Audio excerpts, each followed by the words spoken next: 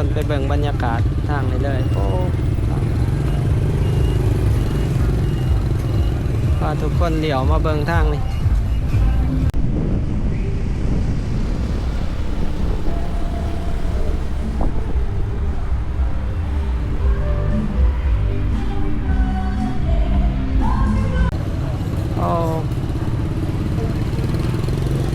คนร้ายเลยสบายดีกันเบิดสู่ทุกคนตอนนี้เราอยู่ที่ทางหน้าของห้างทับซันเนาะตอนนี้เวลา9:00 นทุกคนประมาณ9:10 นาทีตอนนี้วันนี้ก็สิพาทุกคนออกไปเบิ่งบรรยากาศการคบงานบุญสวงเรือทาวัดจันทร์เนาะวันนี้ก็เป็นวันที่3 เดือน 10หรือว่าเดือนตุลาสำหรับมื้อที่เป็นทางการในการคบงานบุญสวงเรือก็สิเป็นมื้ออื่นเนาะวันที่4ถึงวันที่8ทุกคนนี่เฮาก็ลงมาเส้นทางนี่ก็พาทุกคนเบิ่งบรรยากาศยามค่ำคืนของเวียงจันทน์เลยไปเบิ่งกันว่าอยู่แคมป์ของมีหยังแน่เนาะที่เขามาตั้งบูธแล้วก็การคบงาน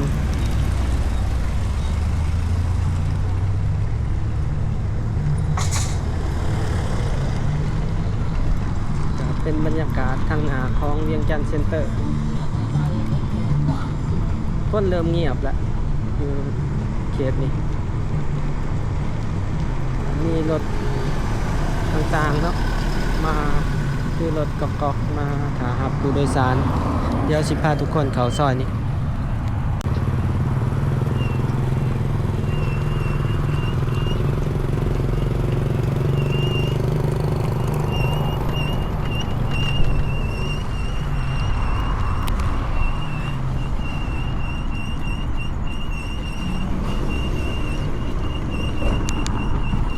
พาทุกคนลัดออกทางนี้เนาะเสียออกไปสอดโรงเรียนเที่ยววัดลัดลงไปทางหน้าห้องหมอมโหสถทาง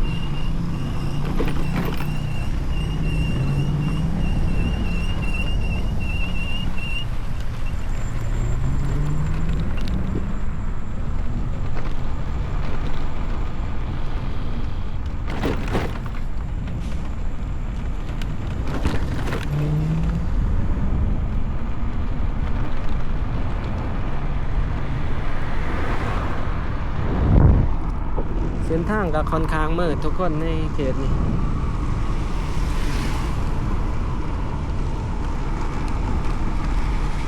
ทางหน้าเฮาก็เป็นสี่แยกถนนเศรษฐาเลี้ยวซ้ายขึ้นไปทางวัดศรีเมืองเนาะเป็นทางวันเวย์ขึ้นซื้อได้อย่างเดียวเฮาก็กับเลี้ยวซ้ายได้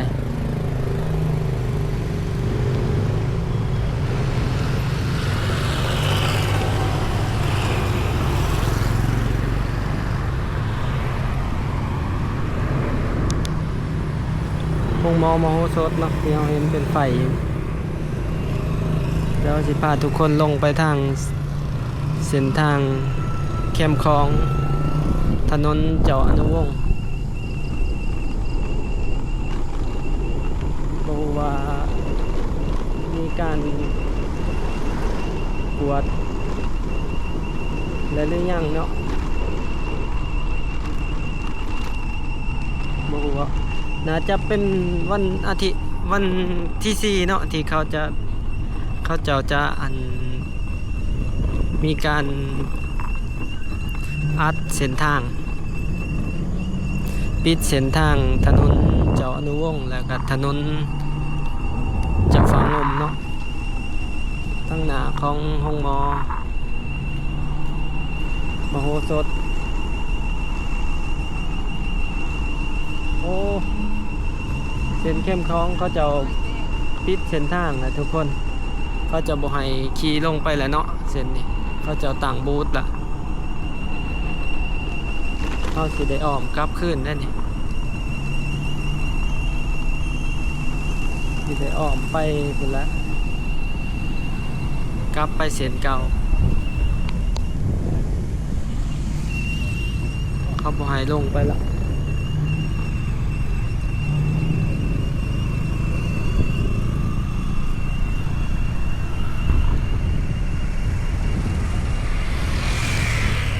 พอดีมาเบิ่งโซนนี้โซนเทิงก่อนเนอนทุกคนแล้วจังสิพาทุกคนลงไปทางซอยแถวเขตสีหอมโค้งรถไปใหม่โอ้ตอนนี้ก็ถือว่าคนก็มาเที่ยวร้ายเลยได้บอนจอดรถบอนยังนี่เต็มเบิดละมื้อนี้ก็สิพาเบิ่งตามเขตของเขตบุญขาวๆทุกคนสิบ่ได้พาเขาไปหรอกสิพาเบิ่งหลายๆโซนเนาะว่าเขาเจ้าเฮ็ดฮอดโซนได้แล้วอ้ออยู่นี่ก็มีรถ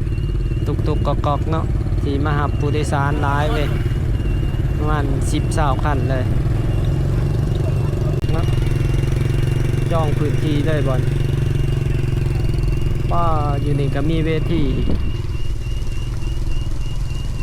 อยู่นี่ก็มีบูธเบียร์อีกเนาะ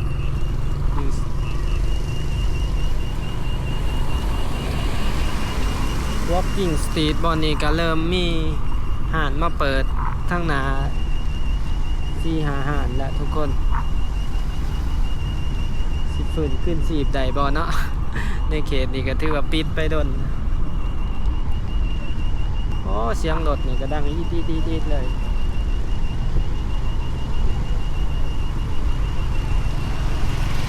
เดี๋ยวเราสิโค้งลงไปทางคุณนอนทุกคนไปเบิ่งกันแถวเขตตัวเมืองแถวเขตถนนเศรษฐาแถวสีหอมเนาะ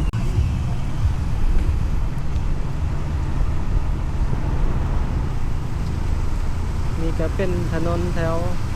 เขตสีหอมทุกคนลงไปทาง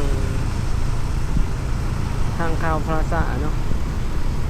เดี๋ยวเราสิพาทุกคนลงไปทางสวนจะฝางมแล้วก็สิเดี่ยวขึ้นมาเนาะพาทุกคนเดี่ยวขึ้นมาทางถนนเศรษฐา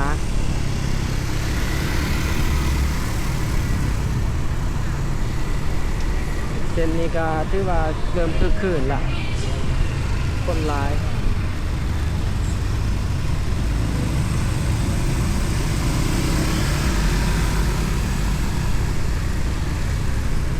บ่ฮู้ว่าถนนเศรษฐาเพิ่นให้เขาไปบ่เนาะเดี๋ยวพาทุกคนเบิ่งบรรยากาศกลางคืนเวียงจันทน์ช่วงนี้สี่แยกเขตสีหอมทุกคนบ่นี่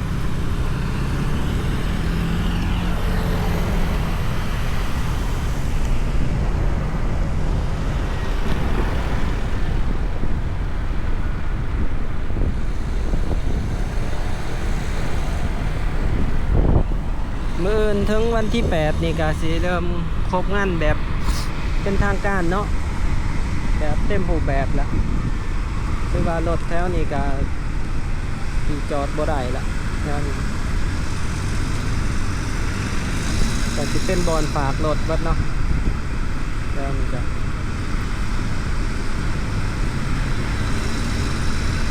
ห้านซีนดาดสายมือนี่คนร้ายทุกมือหาดใหญ่บุฟเฟ่เนาะ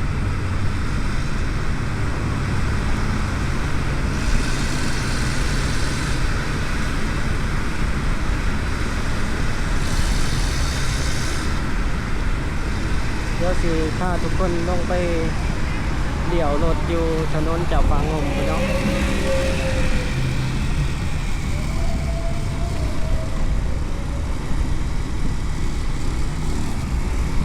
ก่อนนี้ก็มีเส้นทาง BRT เนาะ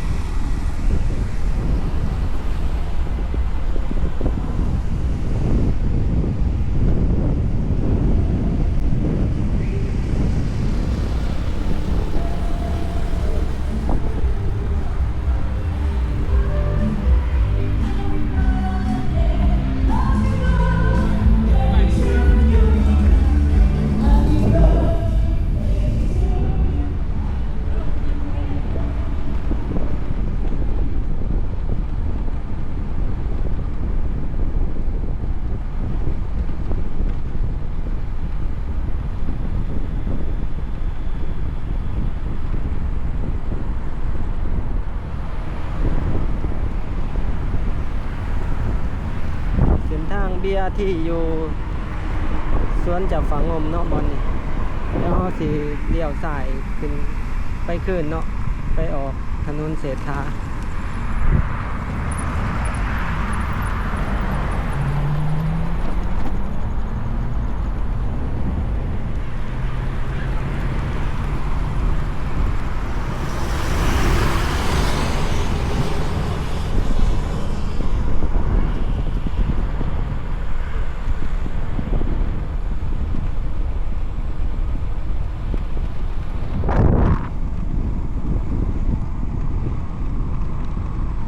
เป็นเขต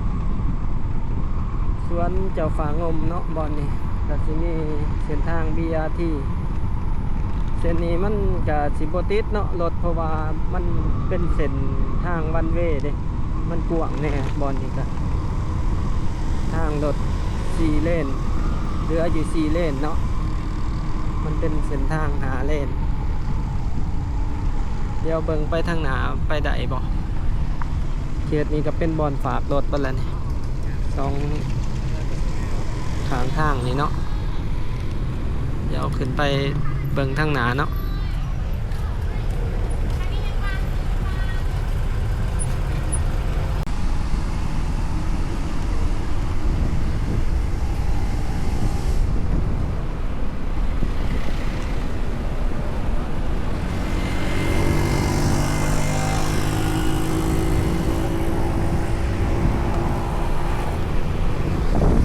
มีแต่บอนฝากรถทุกคน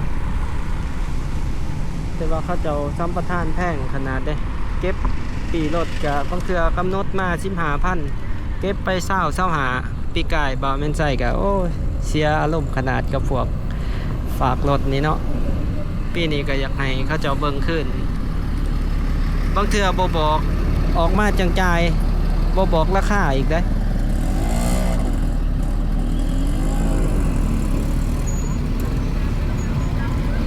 บาทออกมาแล้วว่า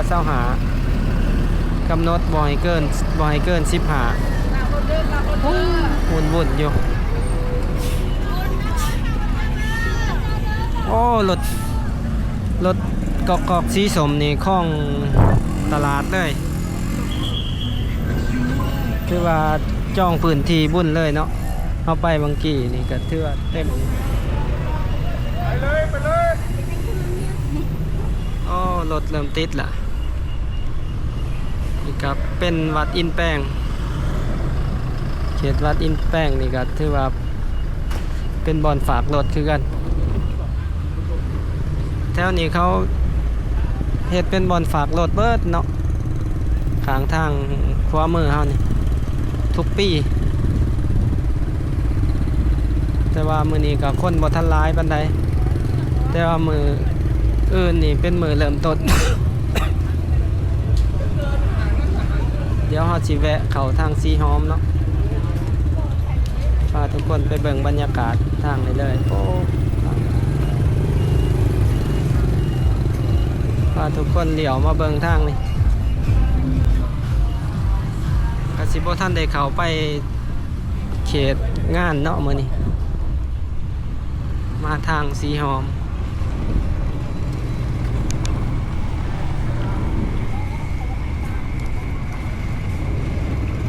คนก็หลายมาทางนี้กะ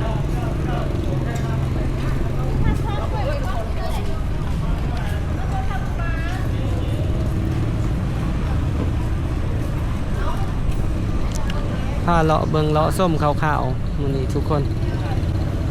โอ้คนหลายเลย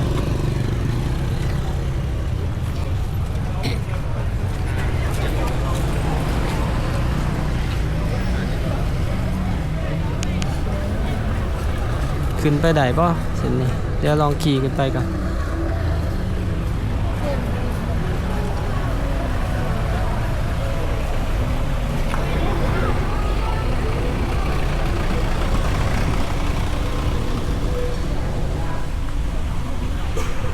มื้อนี้พาเลาะเบิ่งสีหอมก่อนทุกคนมื้ออื่นเนาะเฮาจังสิพาทุกคนเข้าไปเบิ่งบุญสวงเรือเอามือเขาจะเปิดเป็นทางการเลยบูธมันยังครบเบิดทุกอย่างเนาะ แต่ว่าอยู่นี่ก็คนเต็มคือกัน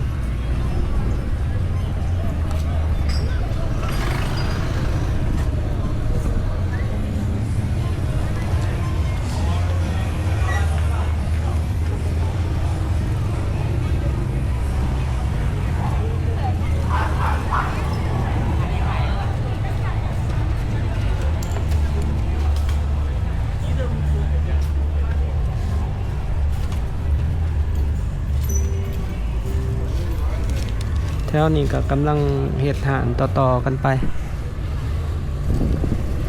ผู้ที่ออกพรรษาแถวนี้โอ้คือคืนละ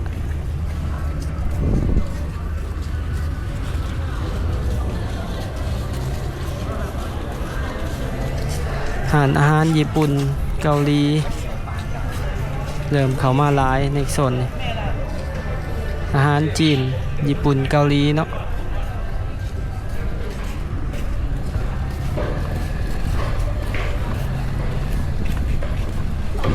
แบ็คแพ็คเกอร์นี่โรงแรมผู้ใดอยากมาพักแบบถึกๆเนาะป้ายสีเขียวๆแบ็คแพ็คเกอร์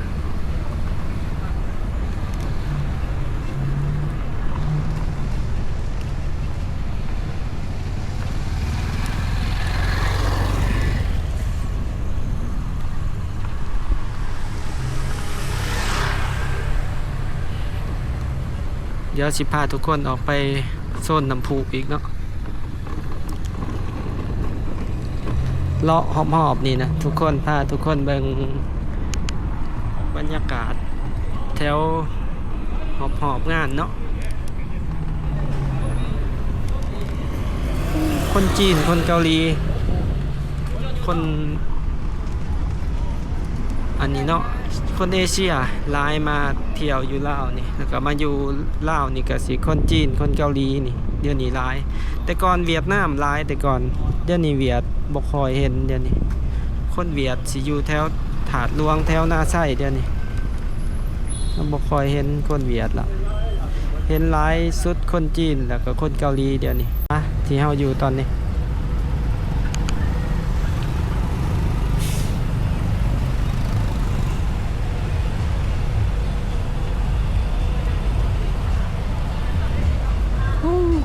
หลายๆหานเริ่มคึกคืนมีแต่การกินดื่มช่วงนี้เต็มเลยนี่ก็หนาห้องแฮมฮิวตันบรรยากาศแบบกินเลี้ยง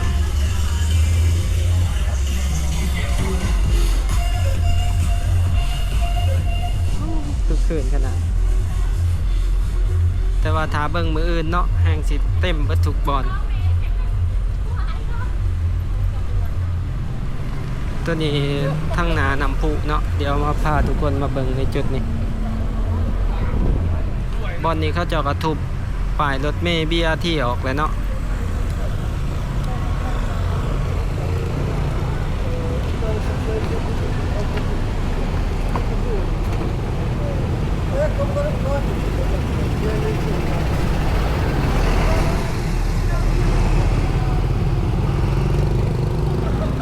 พาทุกคนเข้าไปทางน้ำพุเนาะแล้วก็สิออกเมื่อทางหน้าเฮาก็เป็นโรงแรมโคชิและก็ไอบริสทางข้างมีแต่โรงแรมดังๆเนาะที่อยู่ในเขตนี้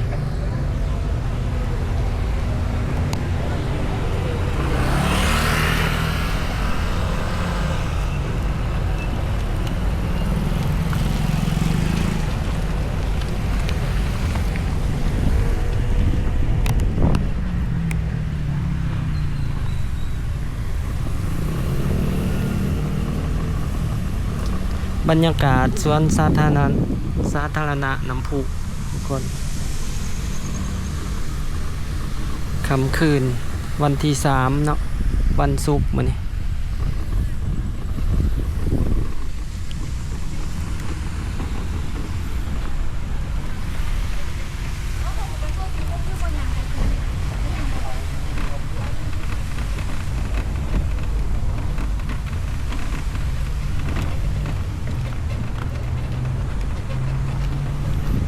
ก็พาทุกคนออกมาทางอันนี้เนาะทางหน้าของโรงแรมลาวพาซาซอยนี่ก็ ก็มีแต่โรงแรมโซนนี้ก็นักท่องเที่ยวเริ่มมาหลายทุกคนช่วงนี้เนาะเป็นงานบุญออกพรรษาทางนักท่องเที่ยวอาเซียนเฮาแล้วก็จากต่างชาติหลายๆประเทศก็สิมีอยู่ประมาณนี้เด้อทุกคนสำหรับในคลิปนี้เนาะถ้าผู้ใดมักหรืออยากสนับสนุนกันก็อย่าลืมกดไลค์กดแชร์กด Subscribe นะเพื่อเป็นกำลังใจให้กัน ตอนนี้เบาแม่นไส้ก็ต้องขอกล่าวคำว่าขอบใจแล้วก็สบายดี